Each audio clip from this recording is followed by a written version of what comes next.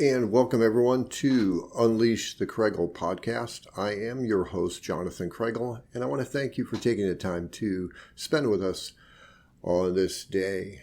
Today is a motivational Monday, and it may be a different day you're listening to this, but consider it a motivational Monday for the second episode of this new but growing podcast. If you haven't already listened to the introductory podcast, it's just a short 8 minutes. You can find it at the beginning of the podcast list on your favorite podcasting platform, including Apple Podcasts, Spotify, iHeartRadio.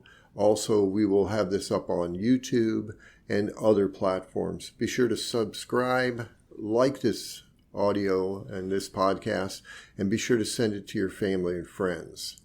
I'll talk more about where you can find us at the end of the podcast, but for now, let's get right into it. Today, I want to talk about prioritizing and priorities in our life.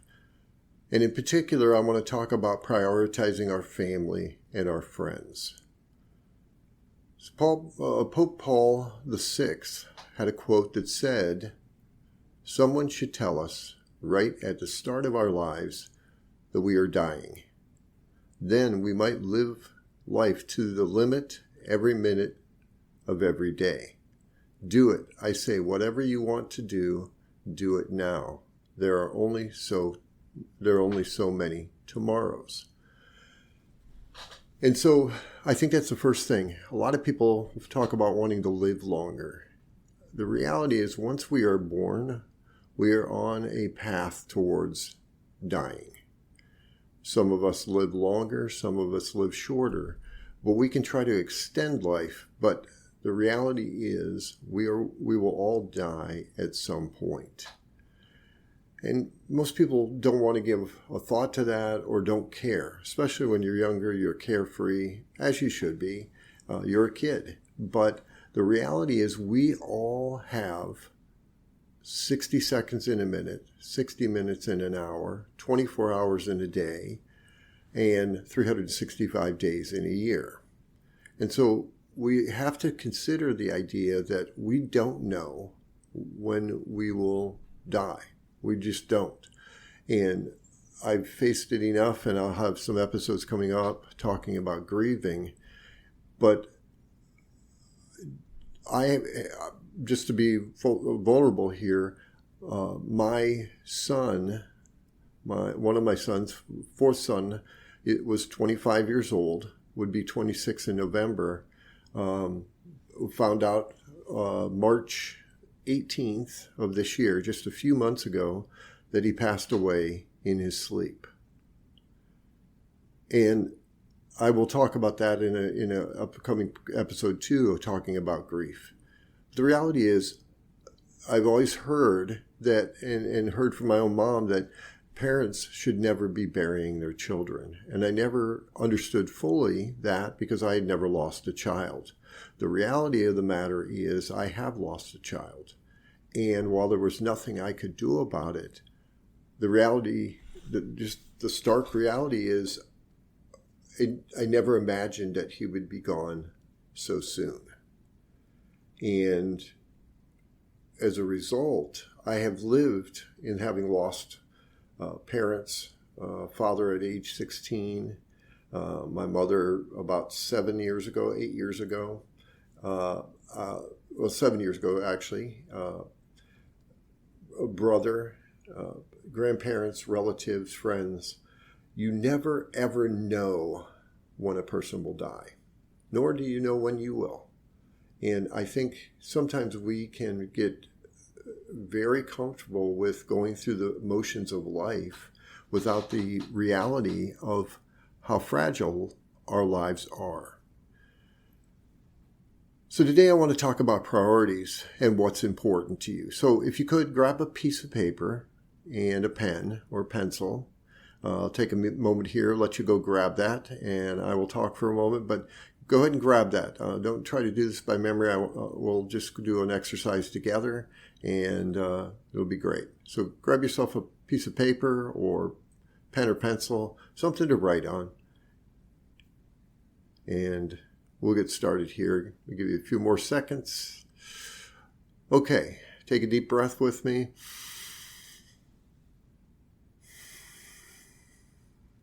All right, so what I want you to do is I want you to think for a moment. We're going to take about 20 seconds here. And I want you to think of the first things that pop into your mind when I ask you this question. What is important to you? Again, what is important to you? Without overthinking it, write down on your paper in the 20 seconds I give you what is important to you. Go. And I will keep track of the time.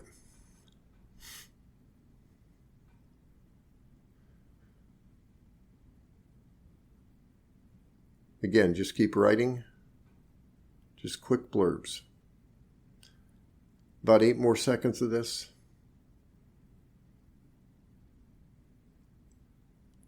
And 3, 2, 1. Put your pen or pencil down. So, welcome back. So look at your piece of paper. What were the first things that popped into your mind when I asked the question, what is important to you?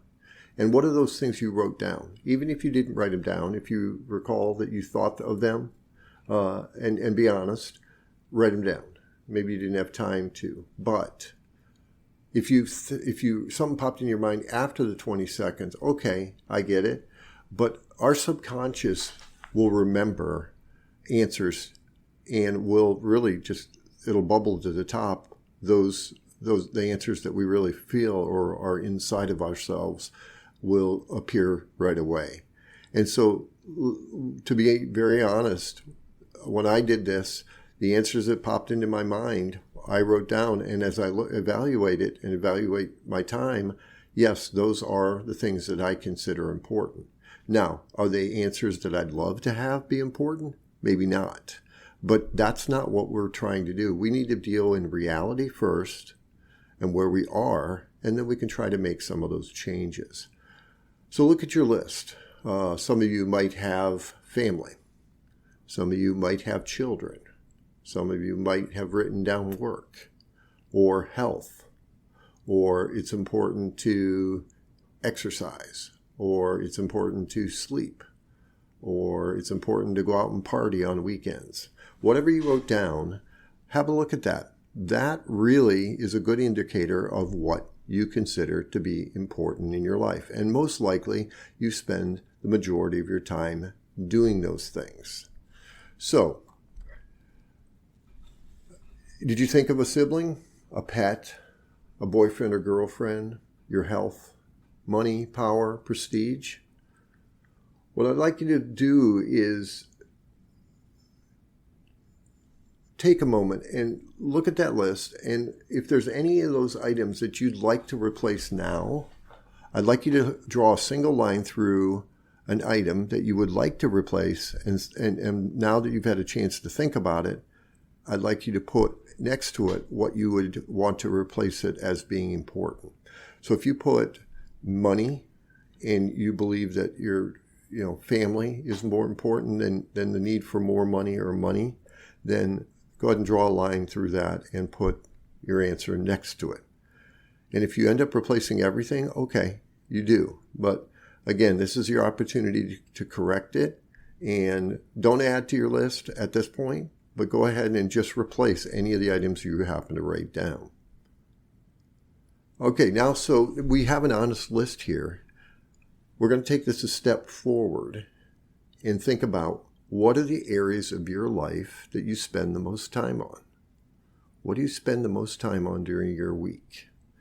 Well, I'll give you a little assistance. Actually, take a moment here and just think, what do you spend the most time on?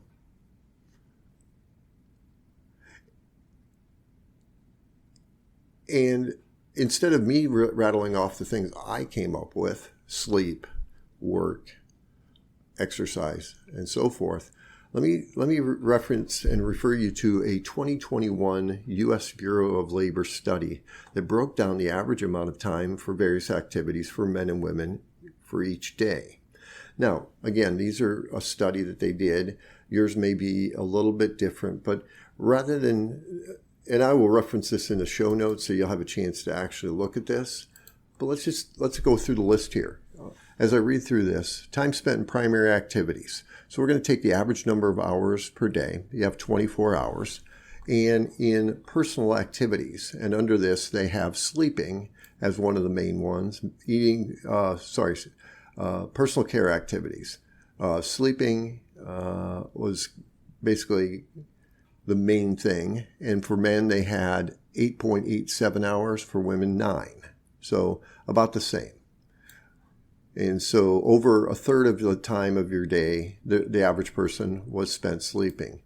Eating and drinking was an hour and a half for men, hour and 20 for women.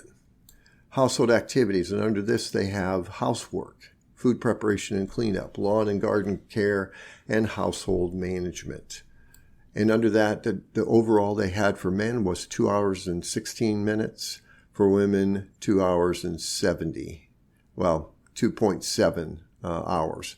Approximately. So 2 hours and 45 minutes for men, about 2 hours and 15 minutes. And this, again, may be different based on your role kind of in the house and how many are in the house and so forth. The majority of that, 2 hours and 2 hours plus, was spent doing housework. And then the second part was food preparation and cleanup. And then the other pieces were lawn care, seemed to be a little bit higher, maybe for men and so forth. Next, we have purchasing goods and services. That includes consumer goods, buying groceries, also professional and personal care services, getting your hair cut, taking your car to the mechanic, and so forth. Under that, they have the average man spending just about 2 hours, and women about 2 hours also. And again, they were about the same as far as how much time was spent for each of those things. Care for and helping household members. And again, this is generalized, but it shows that the men might spend about 2 hours, just under it, and the women about 2.5 hours. Caring for and helping non-household members, helping out a friend or people that live outside of your house. For men, it was about 2 hours, and for women, it was a little over 2 hours. Work and work-related activities.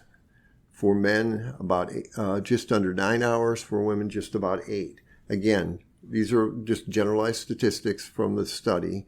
Your mileage may vary, but both men and women are working at least 8 hours, if not more. Educational activities. That might even be attending class, homework and research. And for education activities for men, it was about 5 hours. For women, just about 6 hours. Organization, civic, and religious duties. Volunteering, going to religious and spiritual activities. For men, about 2 hours and 20 minutes or so, 2.25. And for women, about little over 2 hours. For leisure and sports. Under that, socializing and communicating, watching television, participating in sports, exercise, and recreation. Men, just under 6 hours.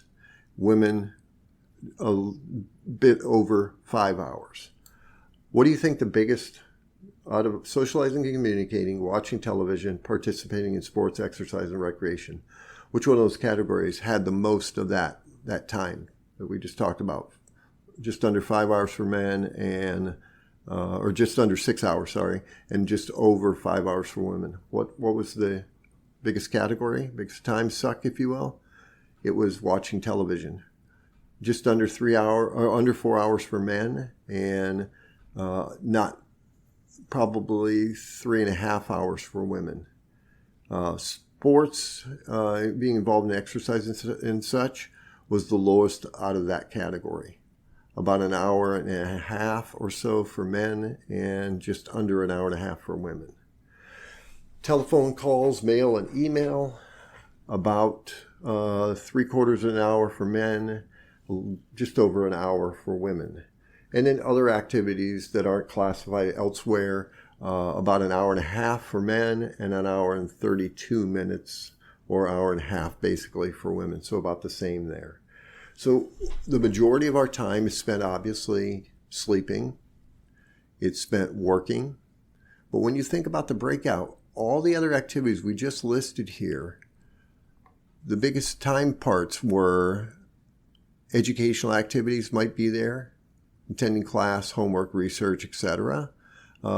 Is one of them that could be a big one. And the other piece, believe it or not, is under leisure and sports is actually watching TV.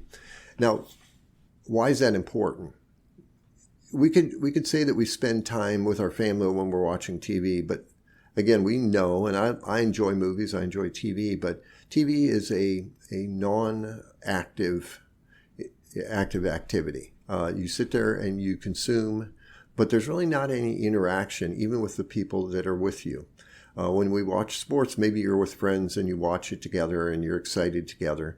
And okay, I can understand that. I've been there.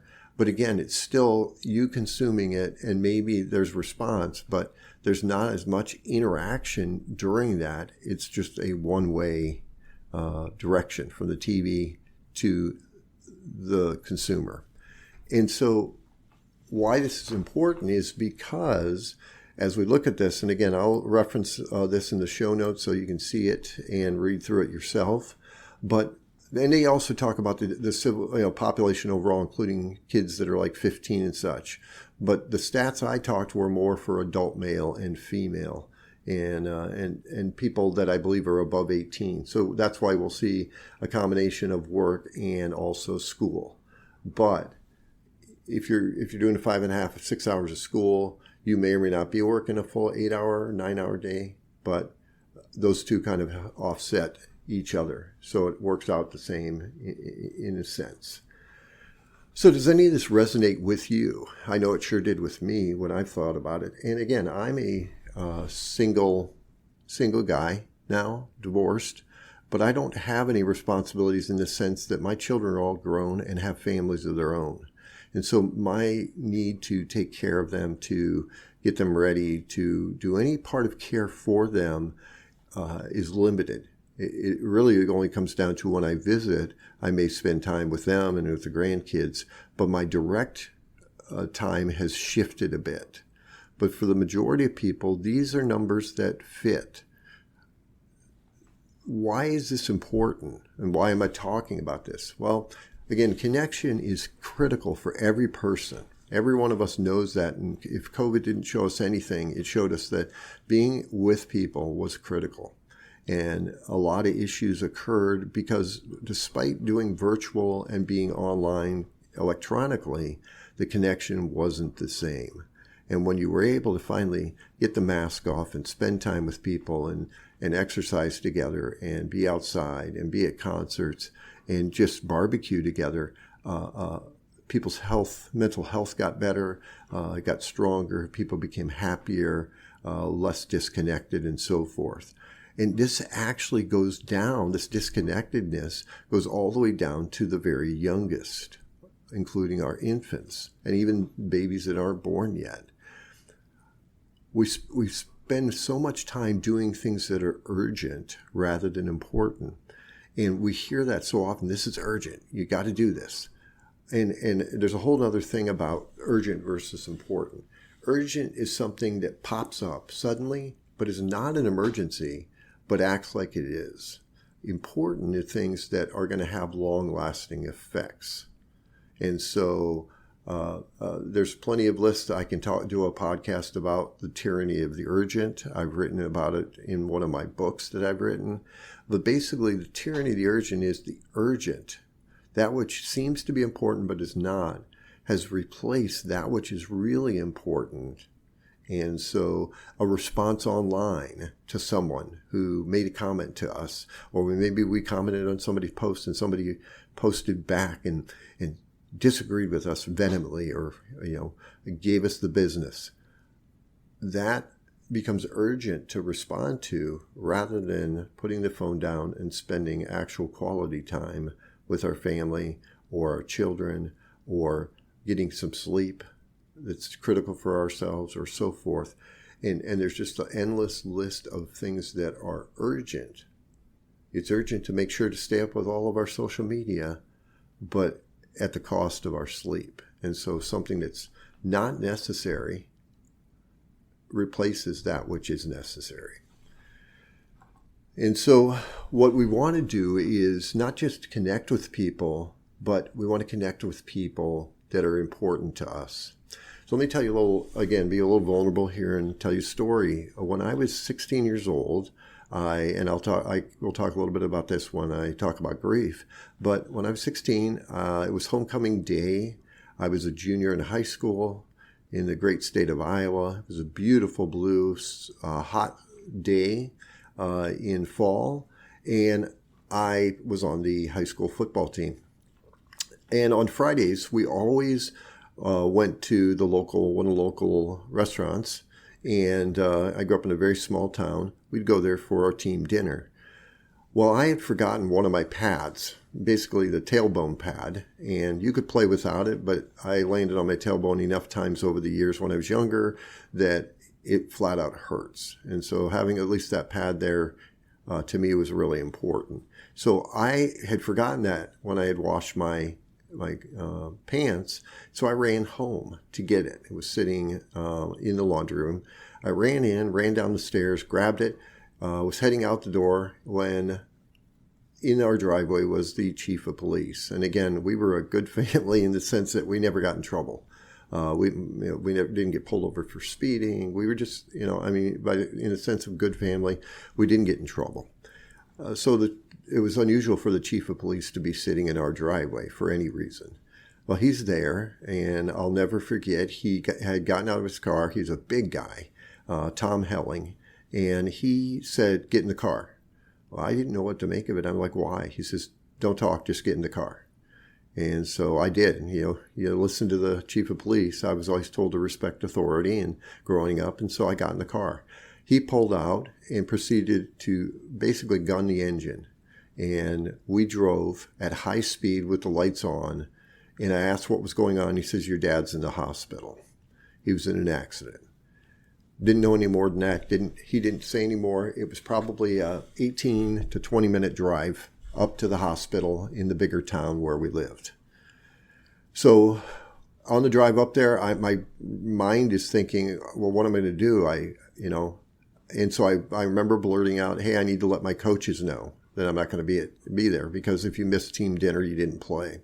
And Mr. Helling, who's passed away, memory eternal, said, "I'll take care of it. I'll call them and let them know." Now, mind you, this is before cell phones, but he had the ability to call ahead. So in the midst of it, he called to one of his deputies in our small town and said, explained, "Hey, listen, let the coaches know." So they were able to relay the message, at least that I wasn't going to be there and that there was a serious reason why. And so we headed up to the hospital. I got there, and my mom and oldest brother were there.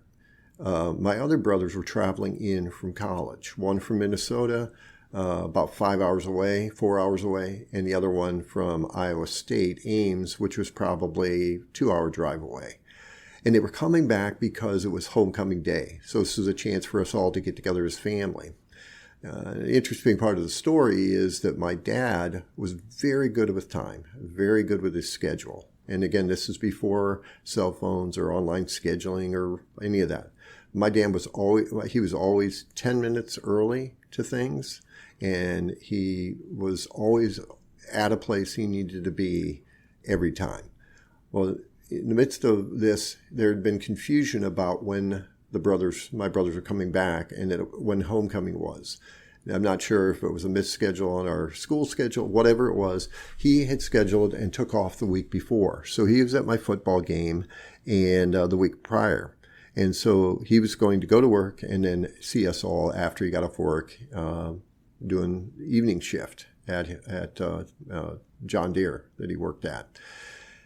And so my brothers were going to meet. We were going to meet at the high school. I'd play my game. We'd go home, and then my dad would meet us there later that evening.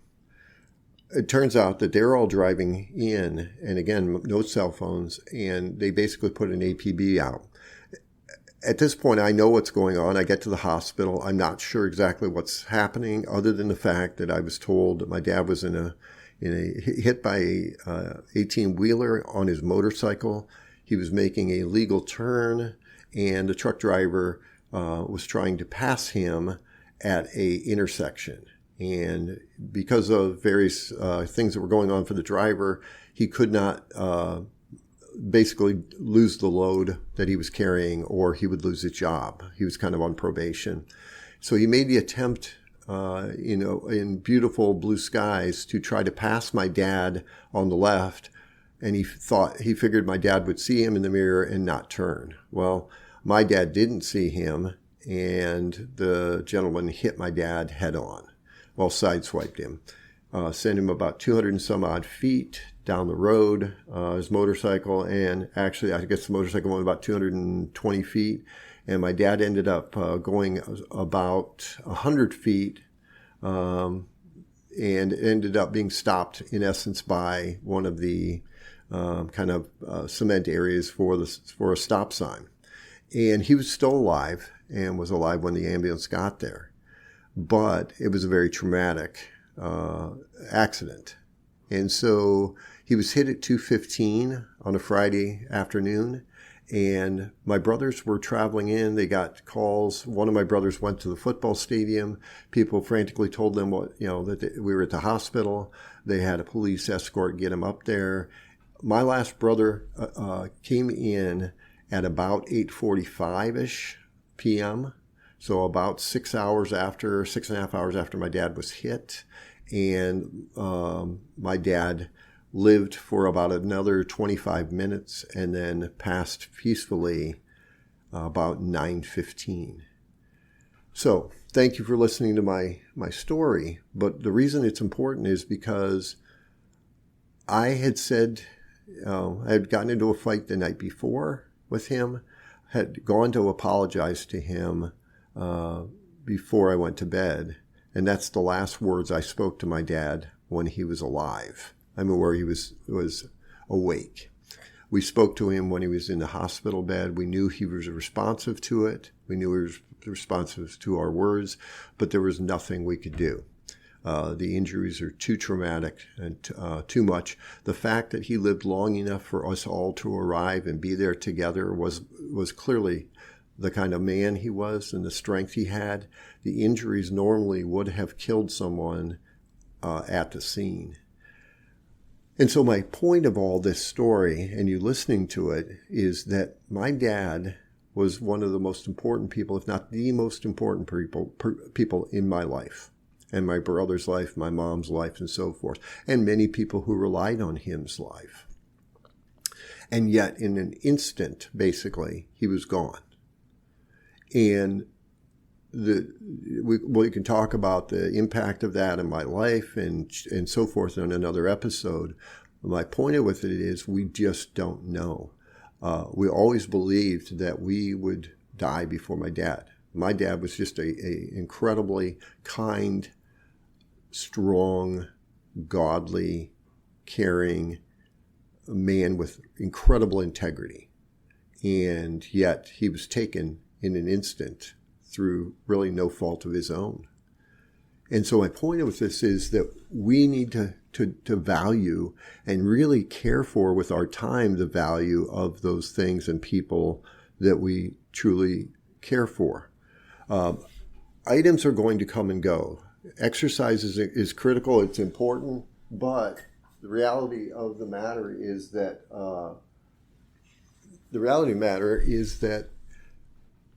things will basically go away in dust. Things are great, but things are not the critical, important things. Okay? Exercise, we need to do it for sure.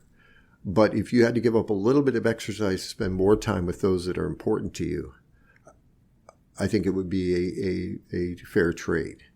Watching football instead of engaging with those we care for and love, or making a call to them and just putting it off because we don't want to miss our team's football game or our team's basketball or baseball or whatever. I think in retrospect, we would rather trade that when we look back on that. Whenever you've heard the quote, or whenever I've heard the quote, as far as people on their deathbed, I've never heard anybody say, I wish I'd spent more time working, or I wish I'd spent more time watching my favorite football team, or I wish I'd spent more time being angry at people and not engaging with them. What you hear is, I wish I'd spent less time at work and more with my family and friends. And my goal here in this podcast is help you realize that you don't have complete control over when you'll die, nor when those that are important to you will die. So how do we fix this? Well, one of the ways, I'll give you a list of how I believe we could fix it, and you can adjust accordingly. But the first is, you got to decide you really want to change. Are you really willing? It's one thing to give a statement to say, hey, yeah, I want to change. I want to spend more time with my family. But do you really? And if you do you really want to change? And you really want to make this change for good? And if you do, you need to firmly make that a decision. Not just a statement, but the actual determination. This is what I really want. Then you really have to analyze where your time and your family's time goes. Where does it really go? Start tracking it.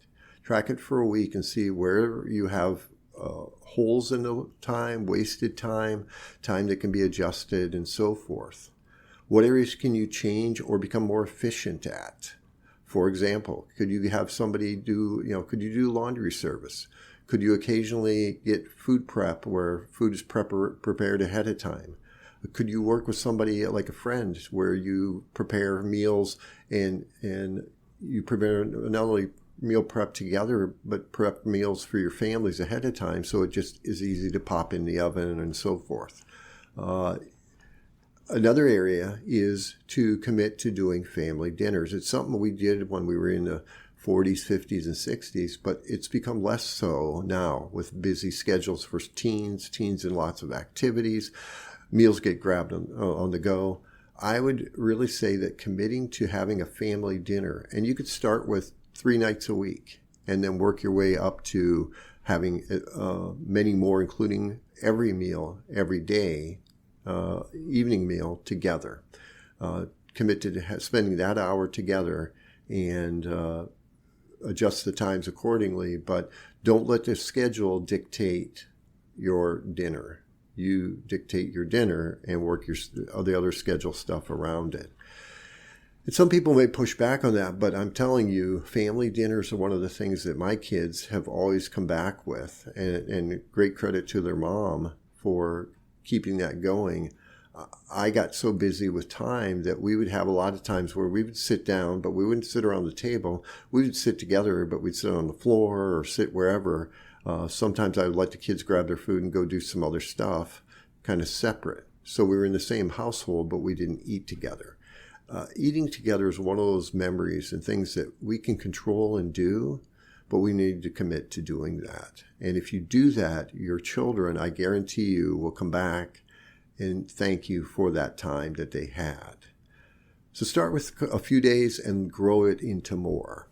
Like I said, could you look at doing food service, yard work, purchasing or outsourcing the yard work, or house cleaning, or for that matter, could you make it where you work with a friend to work on each other's yards together, so that you speed up the process of this. It may not seem like so, but that also is a connection that you could have with another person, and will grow kind of that friendship along with it.